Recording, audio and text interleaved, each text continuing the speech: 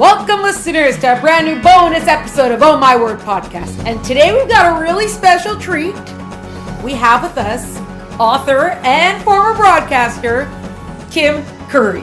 Kim, welcome to the podcast. Hi, Esther. Thanks for having me on. It is a treat and a pleasure, and we're very excited. And there's so much to speak about, so let's just go straight into it. How did you get here? First of all, radio broadcasting, but also, I'm going to write a book, and let's put that out there and see what happens. Origin story. So, former 33-year radio broadcaster. My dad got me my first job when I was in high school. He was a radio guy. So I'm a radio baby.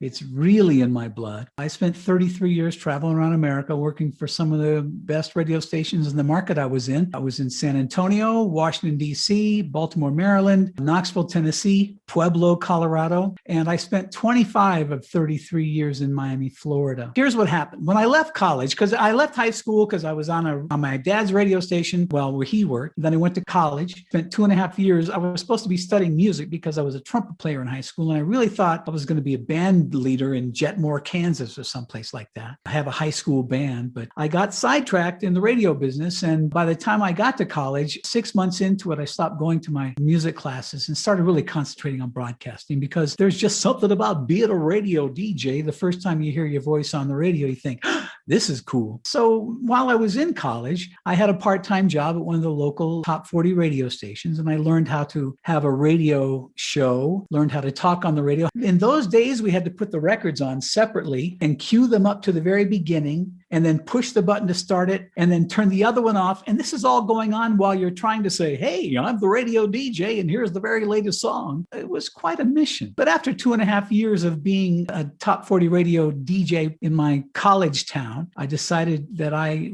had learned enough. I was going to go ahead and start sending out audition tapes and see if I could get a job in the big time. Part of the radio business in the 1970s and all the way through until the big corporate takeovers after 1996 was you start off young, and then you try to get to the biggest radio market you can get to. And of course, the number one radio market is New York City. 6 months after I left college, I actually left school to go to Knoxville, Tennessee, where I was there for 6 months at my first full-time job. And then 6 months after, I was in Miami, Florida, the number 12 radio market in America. I had a unique radio show. And the reason is because of my name. Now, Esther, you said my name is Kim. Yes, Kim Curry is my name. But when I was in college and I worked for that little top 40 radio station, the program director didn't want to put a guy on the radio named Kim, because in the 1970s, there weren't too many white guys named Kim. You've heard radio stations, and they have those sweepers that talk about, we play the best hit music, and here's 25 minutes of commercial-free music. Well, those guys are hired by the company to come in and do these drop liners. And on the day that the guy was in to do the drop liners for that month at the radio station, I was in the production room because it was my first day, and the boss wanted to give me a new name. So he picked up a 45 single, and it was the Monster Mash. Now, that's Bobby Boris Pickett did the Monster Mash, but the song, the Monster Mash, was written by a guy by the name of Gary Paxton. So he picked up the Monster Mash, looked at it, and said, okay,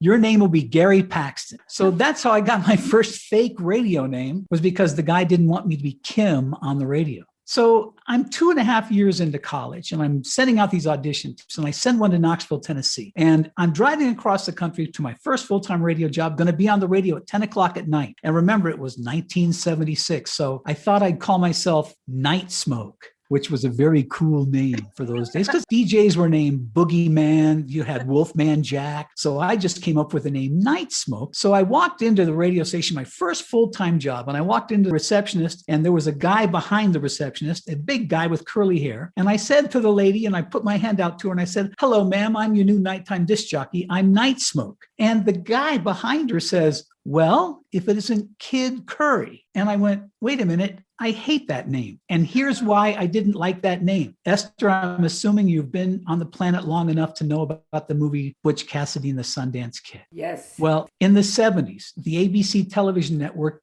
did a takeoff of that show. It was called, I don't know. But the two characters ended up being Kid Curry and Hannibal Hayes. So when I was in high school, all of my friends were joking, hey, it's Kid Curry, Kid Curry. And I hated that. So when the guy behind her said, well, if it isn't Kid Curry, I said, I hate that name. And he says, well, I'm not going to sign your check. Kid Curry it is. Call me all you want.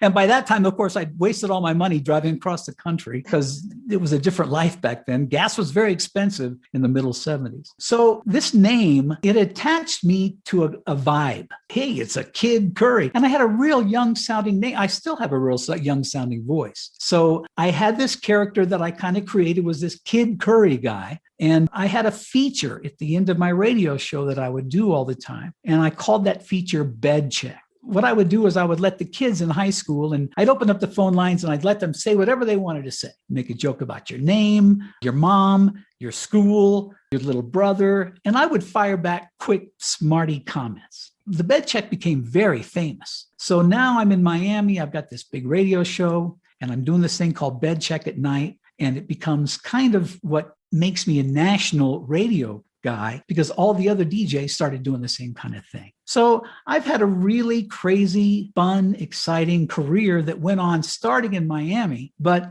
I left there to go become a boss in San Antonio. I failed miserably at being a boss in San Antonio, and I went up to Washington, D.C. I don't know where you want to stop me, but I've got story after story, but I'll just make it real quick. So I had this radio career that goes on. I'm a DJ and I'm a boss at some places where I failed miserably, but in 1996, after being on the radio in Miami for almost 20 years, they decided to make me the boss. When I got there in 1976, I was the youngest guy on the radio, but fast forward 20 years later, I'm the oldest guy. And so after they had all these other bosses try to make this radio station Power 96 famous, it really never clicked in for them. But when they made me the boss, because I'd been there so long, I really felt like I knew what to do. Miami by that time was very bilingual. There had never been a top 40 music radio station, all the current hit music, that played Spanish songs at the same time. So what I did was I found the famous Spanish songs that were on the Spanish top 40, and I intertwined those with the top 40 hits of America, and Power 96 had the highest ratings in the history of the radio station. So I'm rolling along after having this career. I become the boss. I become very famous because it wasn't my genius. It was the people that were there I inherited. I just gave them a different thought process. These guys were stars already. I just kind of changed their mind and changed the music, and the station became very famous. Everything is going well. I'm home visiting my mother with my wife and my kids, 2004.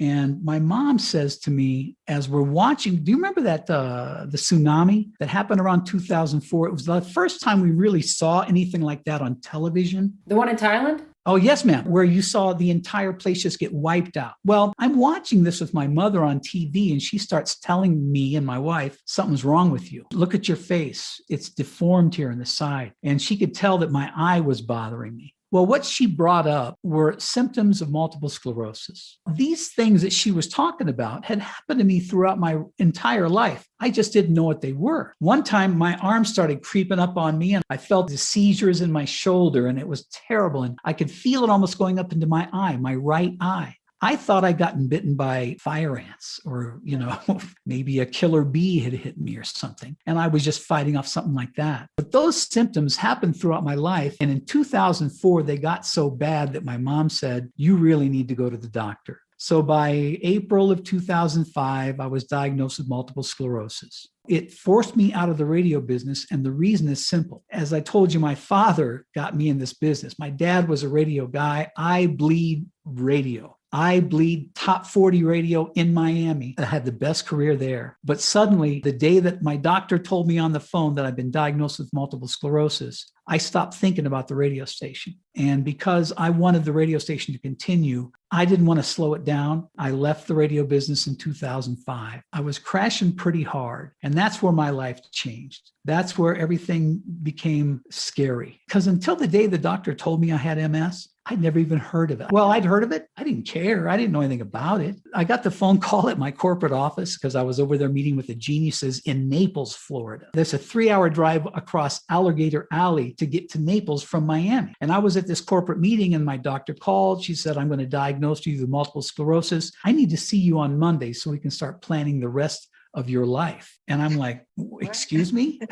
Really? Okay, I'll be there on Monday. And I put the phone down and walked into the corporate meeting, and I said, I got to go. I've just been diagnosed with MS. I don't know what that means. I'm out of here. And I got in my car. I called my wife, and for the 3 hours as I drove back to Miami, my wife did the 2005 version of Google. I had never even knew that multiple sclerosis was a chronic disease that you could die from. I knew that my symptoms were getting pretty serious. I felt like I wasn't even walking on the ground. My legs, my feet began to get numb. I started having shooting pains throughout my back. MS is such that you get lesions on your brain, and wherever those lesions land is the part of your body that is affected. The lesions in my head basically affect probably 3/4 of my legs from my waist down. I really don't have much feeling in my legs. I can't walk. I can stand up, but I can't let go because I've got a vertigo thing too. There's also something in my brain with vertigo. This all happened and changed my life. In 8 years, I didn't know if I was going to live. The doctor had me on experimental MS drugs. I was on solumeterol treatments 3 and 4 times a year for 8 years, trying to slow down the progression of this disease. And then he says, guess what? There's a new drug you need to try. I was open to try all sorts of fun things. And he says, I want you to change this medicine, but I also want you to take massive doses of vitamin D. First of all, because of the kind of radio show I had, I put my mom on my radio show my whole career. And when I was younger, I'd call her and say, I'm not married yet, Mom, stuff like that. But she would always tell me before I hung up, she'd say, make sure you take your vitamin C. It'll help you stay out of a cold. And she'd be sniffling. I'd say, sure, Mom, vitamins, sure. So I never really believed in vitamins. So when the doctor told me that he wanted to change my medicine and make me take large doses of vitamin D, I changed the medicine for 6 months and I blew off the vitamin D. But he and my wife were in contact. She was on me every week. Come on, you got to start trying this. The doctor knows it's going to help you. There is apparently something that happens to MS patients where we don't retain vitamin D. First of all, humans don't retain vitamin D very well. For some reason, it's even more tragic with MS patients. And my doctor believes there's a combination of vitamin D and medicine works, something about it. And he had me on 30,000 IUs a day of vitamin D, along with my daily medication, that injections. 6 months after I started doing that, my condition leveled off. That fingernails down the chalkboard thing that was always in my head, that scare, that fear that something was just going to stop working or I was going to fall over and curl up, it went away. So I'm kind of a medical lucky person, proving that the medical system works. The magic of modern medicine basically stopped my MS. Now, I've not gotten any better. I've not gotten any worse. What I've learned to do is live with my condition. And say since about 2014 or 15, I've been the same guy physically and mentally, fortunately, because I was going through some serious mental problems. Wow. Well, can I just make one comment? It's just funny that Kim, the name of the Kim, because Kimberly is like Ashley, that they started off as male names. And they somehow became female names. It was like Lord Kimberly. It was the name of a place. Here's the lie I've been living my whole life. Kimbrell in my family is a last name. My mother gave me that name, and I was a kid. I didn't know there was a connection. Yeah. All I knew was that everybody made fun of Kim, and I didn't like it. And it bothered me. But my mother, in her mental psyche, she says, well, you just tell him it's the male version of Kimberly. It's Kimberly and Kimbrell. However, I've been on the planet now 67 years. I've never met another guy named Kimbrell in my life. I've met people with the last name because Kimbrell is a last name. And I've got it, and there are others out there, but never as a first name. So my mother lied to me. Part of why I'm such a freak is because of that. No. One of a kind, we call it. Well, you can Google it. There's only one guy named Kimbrell in America. It's me, unfortunately. Oh, hooray! Woohoo! I do want to ask about the books, but going back to the thing where you mentioned about like how you learned how to build a show. What does that mean to like learn how to build a show? Well, you have to realize there's a lot of rules. First of all, the DJ is irrelevant. What people really want is they want the music. And it takes a long time for a DJ who thinks, hey, people are really listening to my every word I'm saying, and they're hanging on to every word. And today is a beautiful day. And what a sunny morning it's going to be. And tomorrow it's going to be even better. Nobody wants to hear that. But every young DJ does that. I'm connected to 2 of the legendary top 40 program directors in America. Anybody out there who's ever done radio before, when I say Jerry Clifton and Bill Tanner, you know that that's why I am who I am. I've been labeled by those guys. It's a very unique situation where these guys beat it into your brain that you've got 7 words or 7 seconds. Pick one. And so when you can learn to master being able to say the name of a song, it's 45 degrees outside and it's da-da-da-da what radio station. You get into that vibe where you can do that, it's unique. The guys who work for Jerry Clifton and Bill Tanner, we're all across America. But for some reason, these two guys taught us in a way that other program directors don't teach. So we are in a class of our own. Robert W. Walker, a very famous radio DJ in America, also produced the Gloria Estefan Broadway show with his wife. Don Cox, a very famous DJ in America. There's a bunch of us out there, but we're the kind of guys who don't get on and think that we're the most important thing on the radio. We get on, don't laugh at that. You know why guys do that? There's a reason why guys who are on the radio with them talking like this. We hear ourselves from the inner ear as humans. But when you put on a set of headphones, suddenly you're hearing yourself from the outside. As a human, when you hear that as a young DJ, you say, well, I've got to change my voice because I don't sound the same as I do in my head. And that's really why that happens. We call that puking. Now you know why DJs puke. And again, it takes a while to get over that in your head. There are some guys who've been in the business as longer than me who still talk like that, and they think it's the right thing to do. But anyway, there's inside radio stuff. How did I get there? They probably just can't break out at this point. How do you choose the songs that you're going to play? Is it you're pushing certain songs, so you have to somehow build them in? You have to figure out how you're going to balance faster songs, slower songs? That's gone through different cycles through my entire career. In the very beginning of my career, I believe was probably in the 1970s, pretty much payola connected. Here's what happens. Program directors have a music director. I had music directors. As the program director, you're the one who gets the final say, but the music director kind of goes through all the songs out there. And believe me, every day there are thousands of them. And he goes and he finds the ones that would appeal to your radio station and your direction. As the program director, my music director, he knew what I wanted to do. He would know that this song fits in his head, this song doesn't fit in his head. And if it fits in his head, it's probably going to be on the radio station. That's the true way to do it. However, some guys, music directors and program directors, we always talk about the briefcase that comes in on Thursdays. Some guys, I'm not going to mention names, but there's a whole bunch of them out there that live their radio careers taking the briefcase. My guys, Jerry Clifton and Bill Tanner, were absolutely against that.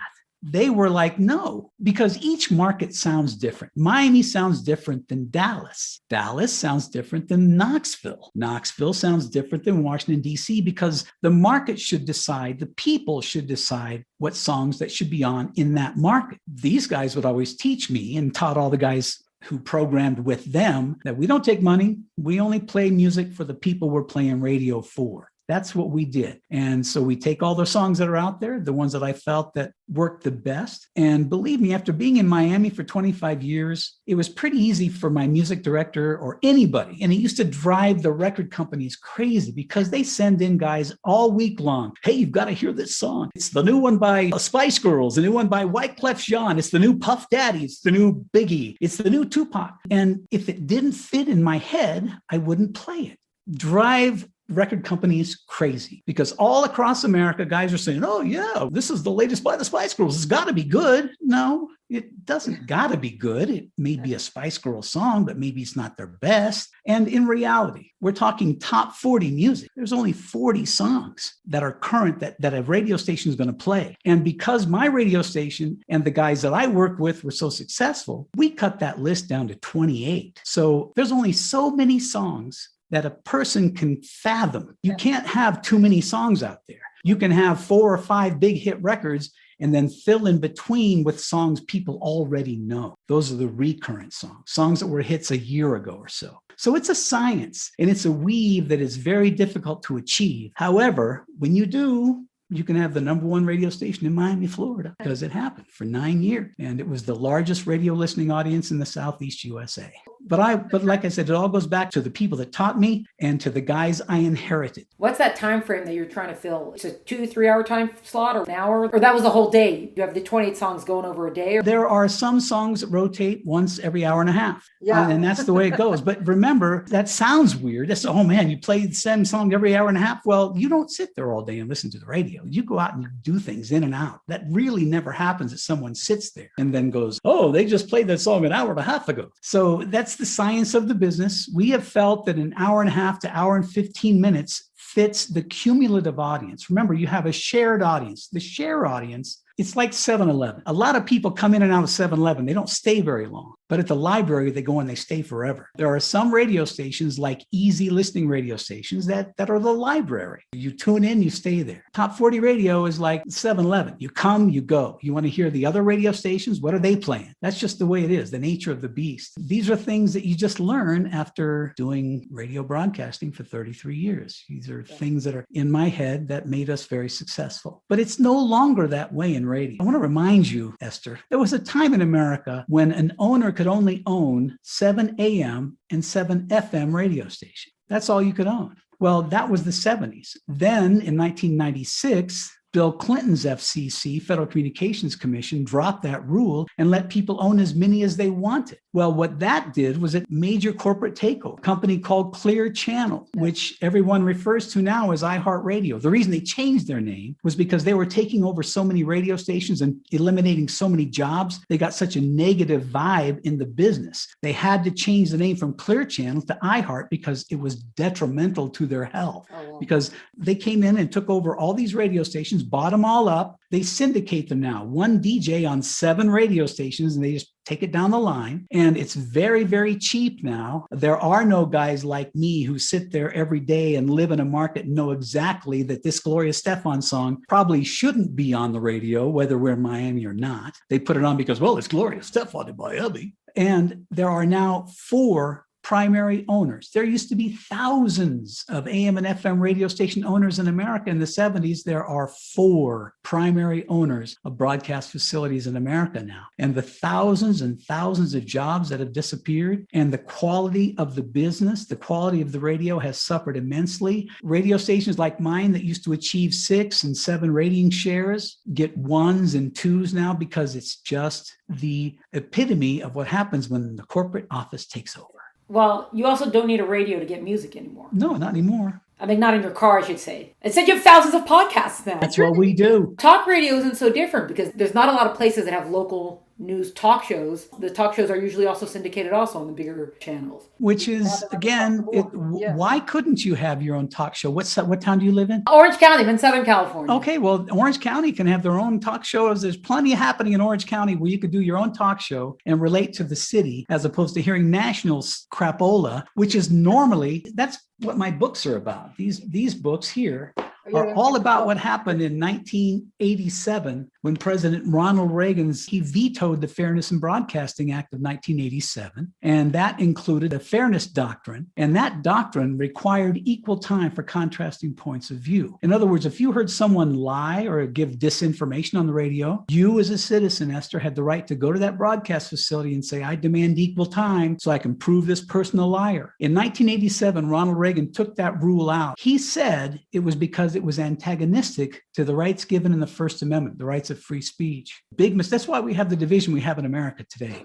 It wasn't like this back in 1976. You also have modern technology changed all that. Yeah, anybody can have a podcast or YouTube channel now, and you can make it big without being a big newspaper. It used to be you had to be a big newspaper to make it big, and now you don't have to be that anymore. It's funny, I hear you say this, I hear other people say it from a different perspective. We want to debate people, they don't debate us. I don't know, I'm not behind the scenes on any of these. And I'm just saying on American broadcast airways, remember what comes out of your TV, onto your TV and onto radio, comes out of a transmitter at one point. The FCC controls those. They're the ones that took that rule away. So the FCC could once again reinstate the Fairness Doctrine because at least that way, one place everyone could know there would be fair debate. There's no fair debate now. But if there was a Fairness Doctrine on broadcast airwaves, you can have fair debate. You can have people say whatever they want, but then you can bring back and you can debate, and you would be forced to debate with equal time. And at least that way, there's one place where you could have open, fair debate. And I'm with you. Podcasts, all this other stuff, this is all other types of information. But to get on and lie about people and tell stories that aren't true, I just think there should be a place where America could go and say, well, if that's what I hear, let me see what the other side is. Let's go to the radio station and see what the other side is. Now that we have all that on the radio, let's switch over to the books now. What compelled you, now that you're out of radio and you're trying to deal with your diagnosis, so where do the books come into all this? Here's what happened. First of all, Esther, there's a real psychological thing going on when you're Kid Curry. the radio DJ that everybody listens to. In markets all around America, there are kids who would say, oh, I grew up listening to Kid Curry. And then Kid Curry ends up being the program director of the most listened to, the biggest radio station in Miami, Florida, which is kind of like junior Hollywood. And for 9 years, I was interviewing for jobs in LA. I was going to the Grammys. And then all of a sudden this multiple sclerosis thing hits and I hit a screeching halt. I went from a cane to crutches to a wheelchair. Each one of those items made people step further away from me. In my life, people wanted to be next to me. I want to be next to Kid Curry. Believe me, Wyclef Jean's a personal friend. Cyndi Lauper will tell you she knows who I am. Gloria Estefan,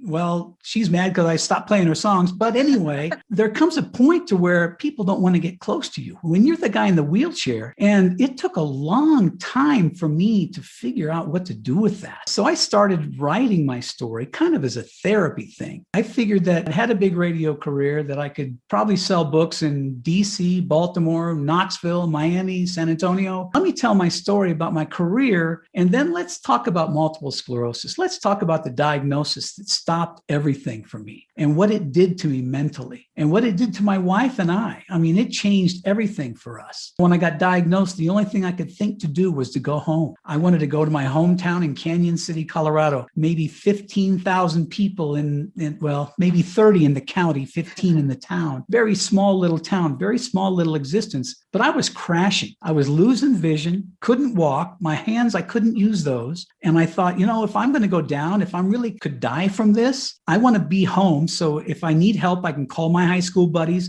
the ones who are still around. My mom is still there. I can hang out with my mom. My sisters are all there. So I just thought to go home. So I learned how to have multiple sclerosis for about 8 to 10 years. Financially, I didn't know what I was going to do. I thought, I can't work any longer. What am I going to do? Fortunately, I was a busy program director. Being the boss in Miami was a big deal. And I had a very strong staff, including the office staff. We had an office manager who would walk in and know that things were important to me, even didn't want to talk to me about it. Just sign this, sign this. At one point, she came into my office and she made me sign this long-term disability that I didn't even know I had. I mean, I get diagnosed, I quit my job. 4 or 5 hours later, I'm cleaning out my desk and I'm freaking out. And I'm like, what am I going to do now? And Phyllis walks in and says, you signed that long-term, you're good. I was like, what? She says, oh yeah, I put it under your hand one day and you just signed it. So you've got a long-term disability. That was how I financially survived this sudden stoppage of work. This is where things in my life really begin to change. My wife and I take all our money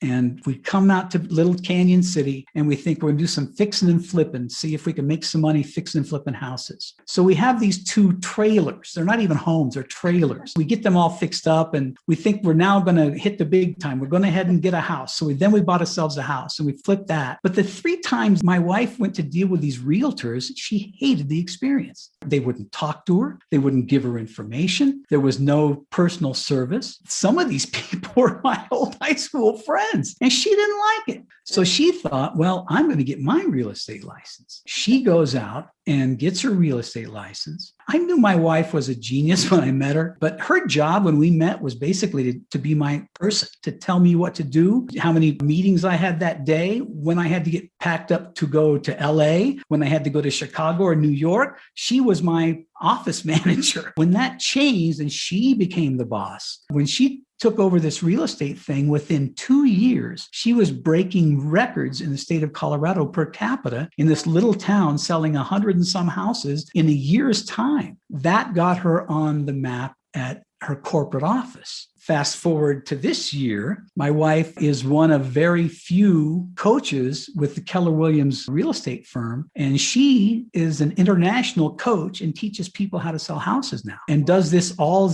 via Zoom. People do fly into our home. We have a fairly large resort place here that we live in. And she flies clients in, they have meetings here, but she's gigantic, taken over the world. So that's really what happened to us personally. But me mentally, it took me a long time to get over not being someone people wanted to talk to very much and not being the star of the show when I walked into a room, because when Kid Curry walks in, hey, look, it's Kid Curry. It was a big deal. But then you know what? My wife said to me, first, you've got to stop being so mad about being in that chair. I needed to hear that. I don't think it ever got to me. But when she said that a few years back, really, it's not my fault. Don't be so mad about it. So I stopped being mad about it. And then I realized that when Kid Curry walked into the room, everybody paid attention. But when the guy in the wheelchair rolls in the room, everybody pays attention. This Kid Curry DJ you see here, I could talk to anybody, anytime, anywhere, because I had gone into a cocoon for 8 years. I stopped. I was just in neutral. I didn't know what to do. And then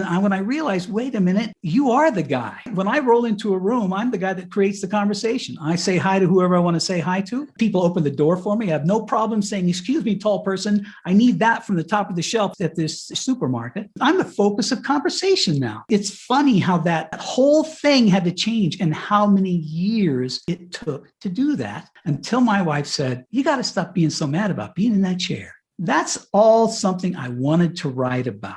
That's the whole story. So I wrote my memoir. I wrote it about my career, about all the goofy stories. I had a boy band at one time, and the lead singer was the illegitimate child of Tom Jones. It's not unusual to be loved. Now, how do we know this? The case went to Judge Judy. Yep. But what happened is because Judge Judy saw this paperwork and it's science, and she says, well, according to these numbers, this is probably Tom Jones's kid. But remember, those numbers are never perfect. There's always 1/100 of a 10th of a jillion of a thing off. And so his attorneys, that's how they beat the case, because they appealed after Judge Judy said they appealed and they got it. But he is the illegitimate child as Tom Jones. There's all these little crazy stories about my radio career, but then it talks about the transition of when I got diagnosed into the 8 years or so until my condition leveled off. What I learned was it's expensive to be disabled in America.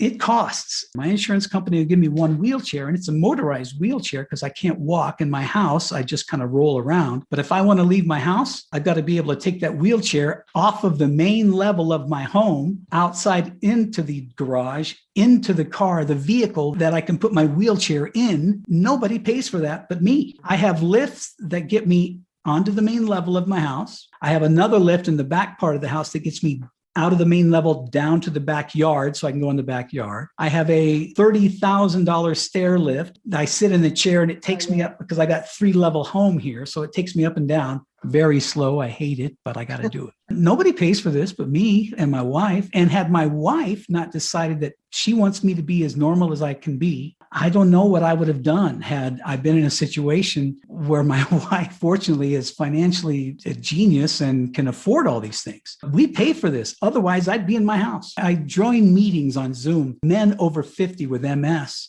I'm telling you, I live a very, very nice life compared to some gentlemen that I know are out there who have the same disease I have. But because my wife can afford to help me continue life, theirs can't, or they don't have a support system. It's scary and sad, and I hate it. But it's the other part of what my book is about. So it talks about my career, talks about my diagnosis, and it talks about the fact that it costs to be disabled in America. When I decided to write this book, it's different being a radio DJ. I could tell all kinds of stories on the radio, but it's different when you have to write them and make sense on paper. I had to hire a writing coach. The lady that founded the Northern Colorado Writers Association, her name is Carrie Flanagan. I tracked her down because I needed someone to teach me. Got a hold of her like in August. And I told her, I said, hi, I'm a famous radio DJ. I want to write this story about my career and about my diagnosis. And she's like, okay, here, before I talk to you, little boy, you have to read these books. I'm going to teach you how to write before you talk to me, because I will hone you, but you don't have a clue. So here, read these books. So there are books out there that can teach you how to be an author. And I'm going to throw the name of one of them out right now because there's some people who just want to write and they don't know how to get started. The name of the book is Save the Cat Strikes Back. That will teach you how to write. It teaches you there's a spine to your story. Everything you write about has to come back to the spine of your story. So that's how I learned how to write. So Carrie didn't talk to me for 6 months.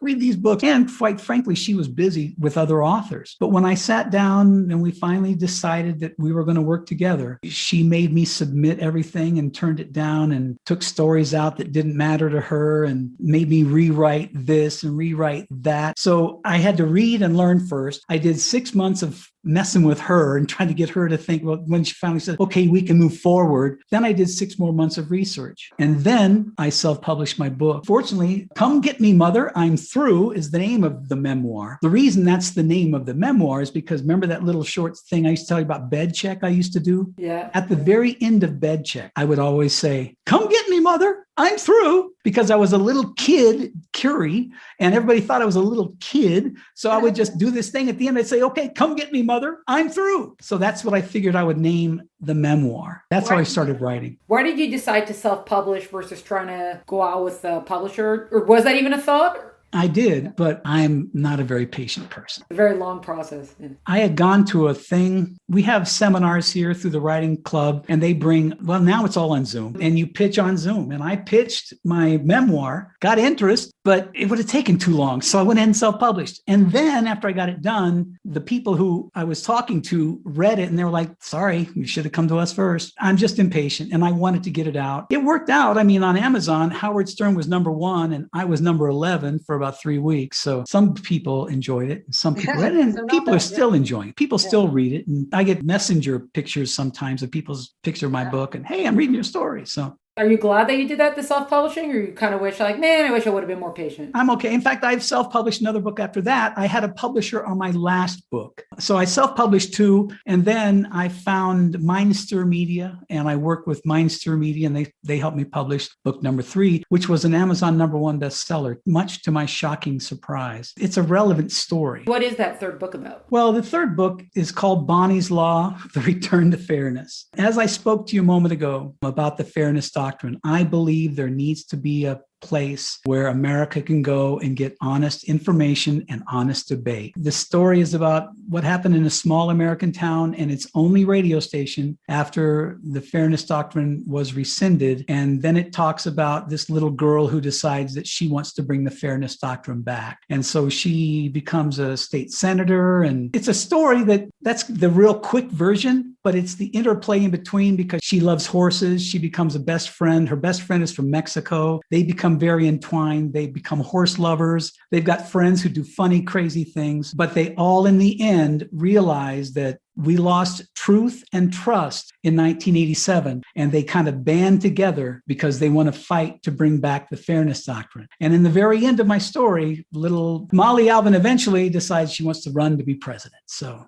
and it caught on, and I'm just pleased. I was shocked when I talk about this story and I talk about truth. Everybody wants truth. Everybody wants to know facts. Because you know what? Most people don't even remember what happened in 1987. So when you realize there was a time in America where you couldn't lie without being called out, when you tell people that this was a real time in America, they're like, well, what happened to it? Why did we get away from it? There's a real belief that if you brought back this Fairness Doctrine, at least America would have a place to go to get honest debate. So that's what the story's all about, and little Molly's going to go do it. I mean, I'm a little skeptical. I think people don't want honest debate as much as we want them to want honest debate.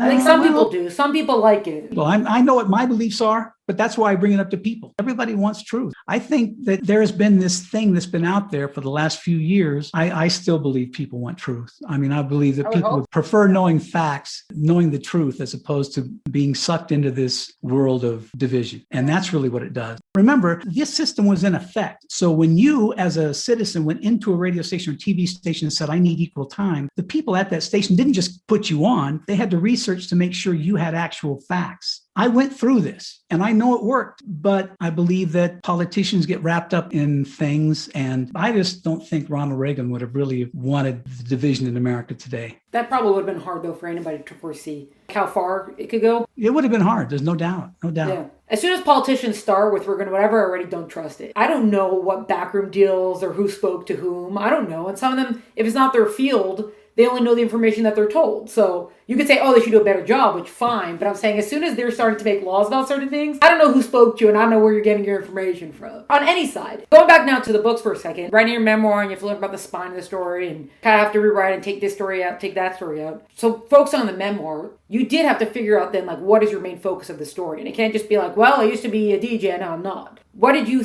kind of figure out or decide if there's a general thing that I want to be getting across in the story that you knew that this story doesn't fit it and this story does? does fit it. What made that decision? Those decisions all came from the editors. It wasn't me. Even though I did self-publish, you can self-publish with editing. You can self-publish with everything a publisher would give you. You pay for it, but the editors took out the stories they didn't want. And as far as when I decided to write the memoir, remember, I had to spend a couple of months reading and researching. She made me read Michael J. Fox's memoir. She made me read Steve Martin's memoir. So I had a frame of reference before I started writing. And when I was halfway through the Michael J. Fox thing, it was like, oh, I see. This is how I'm going to do this. Because as you read through Michael's thing, you go all the way back to when he was a young actor and these things that were happening to him that he didn't realize were wrong. And it was just the way he said it. That was where I based it on. And as far as the story, I send all my books out to book club. I send them free. So I sent out the books and then they sent my books back. What? Yeah, the book club, one of the book clubs sent my books back. They didn't like something I'd written. Something made them send this book back.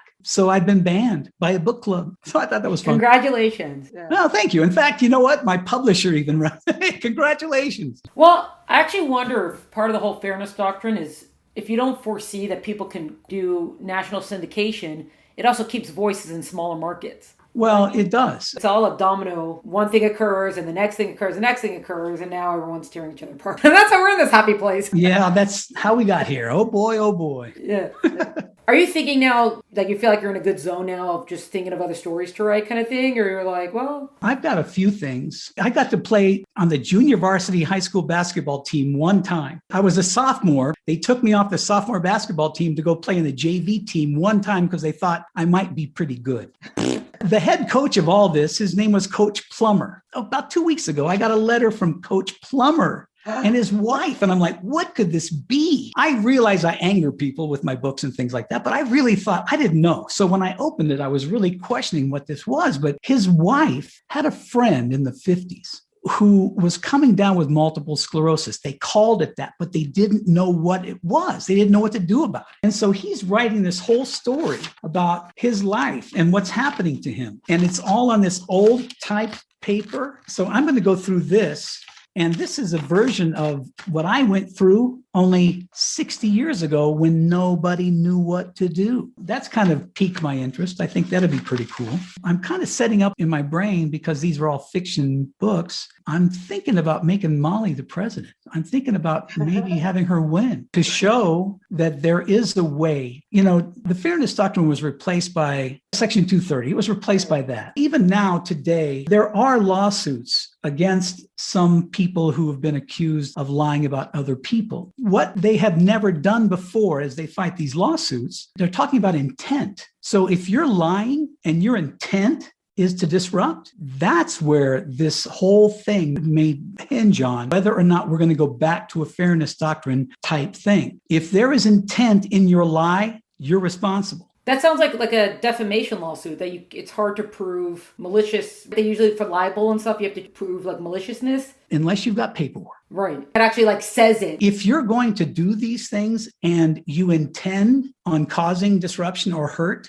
don't write it down, because they're confiscating paperwork. And that's the tip for today. Don't leave a paper trail. Don't write it down. That intent part, I believe, can help Molly. I'm thinking about making Molly the president, getting her all the way to bringing a doctrine and putting it up for vote in the Senate. At the very end of the book, it lost by 1 vote. In the book, she rallied America because she believes the loss of truth and trust is detrimental to our society. And it's really important for her to bring it back. So I do have a variety of different things that are rolling in my head all the time to write about. You know, there's a bunch going on in my life, but I am going to get back to writing. So I'll now be back in my little thing here in my little cubby hole, and I'll be writing and coming up with other stories. As a matter of fact, I've already planned on publishing a picture book, a coffee table book. I take pictures from my wheelchair and I refer to them as the view from my wheelchair. I live in Colorado, where when you look that way, you see all the Rocky Mountains. And today I have a picture of the snow for the first time this year. But there are some incredible sunsets that happen. And that's really what it is. It's full of sunsets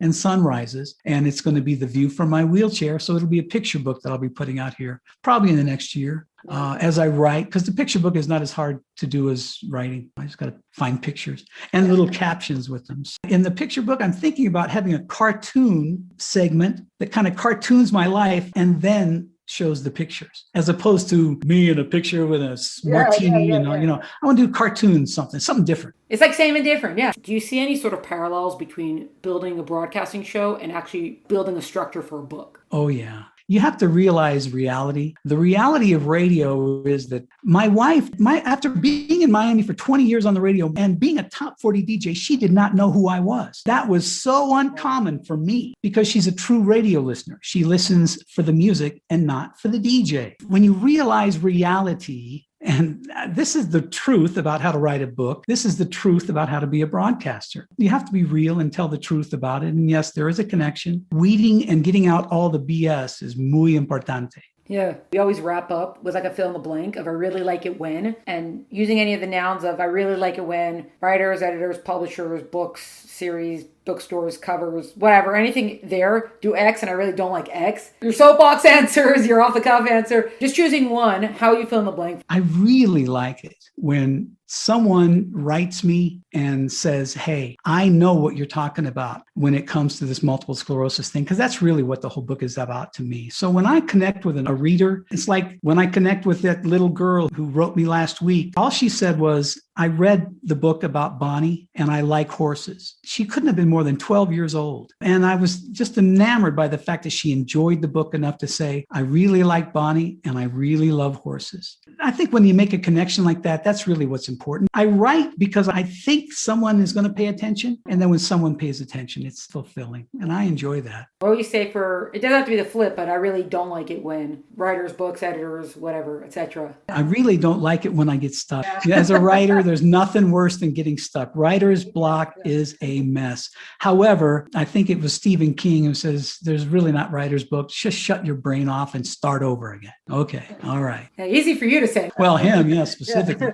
That's another thing. I haven't read as much as I've read since I started writing. And now as a radio DJ, I read every magazine, every newspaper that came out because I had to be current event oriented. But I'd never read a book. We all think we read Animal Farm when I was young in high school. I probably didn't. I said I did, but I didn't. I read all the time now. There's a huge stack of books back there. And my latest is All the Light We Cannot See. Yeah, I read that. Isn't that beautiful? It's scary to me. I mean, the whole book, every time I move, it's the little girl, the little boy, and I'm like panicked by what's going on in their lives. And I learn a lot from reading. That's why I read, because it teaches me how to write better. Yes, absolutely. Kim, thank you so much. Thanks so much for your time. Thanks for being on. Well, Esther, like I said, I'm pretty distracted and I talk about whatever I want to talk about. So I'm sorry if I didn't make much sense, but This was a bonus episode of On My Word podcast featuring author and former broadcaster Kim Curry. To find out more about Kim and his work, please visit the link in the episode notes. To find out more about On My Word podcast and keep track of all the great stuff we're up to,